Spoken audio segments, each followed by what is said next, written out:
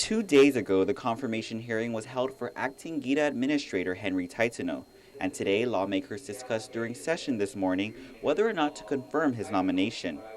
And while he didn't have any problem with Taitano's nomination, Senator Michael Nicholas questioned whether Taitano's confirmation met the 10-day time frame from the public hearing for public commentary.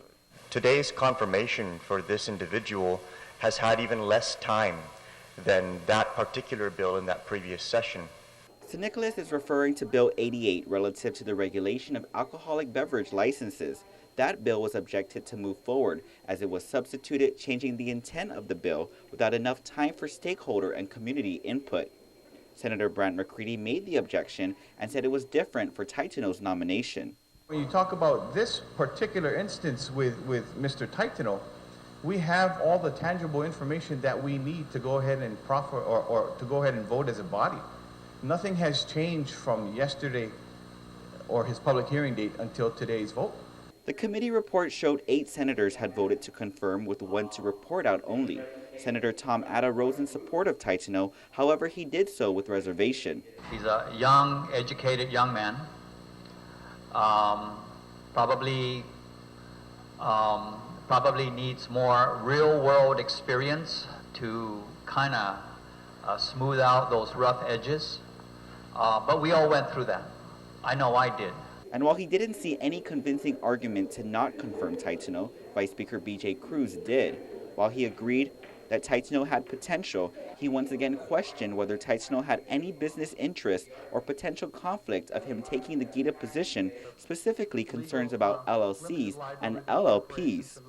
It was a concern he brought up during the public hearing.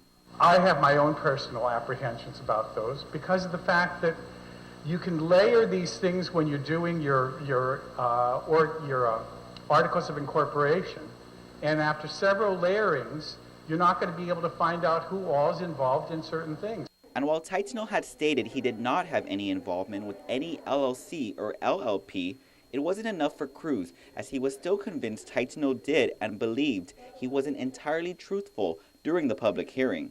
He further brought up documents from Reverend Tax, including a letter addressed to Taitano as an active partner dated in March 2012. Cruz voted to report Taitano's nomination out only and said he would be voting no to confirm. And while concern was raised as to whether Taitano needed to be confirmed today, as the 90-day appointment time frame was set to expire tomorrow, the committee chairman, Senator Dennis Rodriguez Jr., says there still might be time. However, based on what we received in terms of legal counsel, that 90 days starts when this appointment came before the legislature, which is April 19th.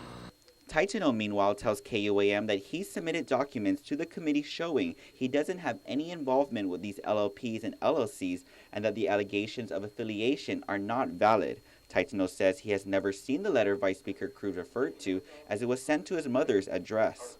He says there's a lot of great work to be done at GEDA, but unfortunately, this is some of the politics that go with the legislative process. Reporting for Guam's News Network, I'm Ken Quintaniza.